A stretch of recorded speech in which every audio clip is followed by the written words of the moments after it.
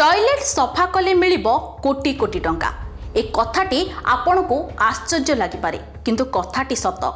ए कथा पाई पुणी चर्चा को आसीछि नासा आउ आनिछि जबरदस्त ऑफर। लोकों को खास चैलेंज देछि। जदि आपण टॉयलेट सफा करछंती आपण को मिली पारे $3 मिलियन। आउ केमिति मिलुछि टॉयलेट सफा कले कोटी कोटी टंका आसंतु जानिबा एही रिपोर्ट रे। हां आज्ञा, टॉयलेट सफा करिबा पाई पृथ्वी पृष्ठ नुहे बरम महाकाश पाई अर्थात महाकाशरो मानव मलमूत्र सफा करने को नासा देछि एही ऑफर। एहाको रिसाइक्लिंग बा पुनः चक्रित करिबारे साहाय्य करबा को नासा एपरी देछि ऑफर।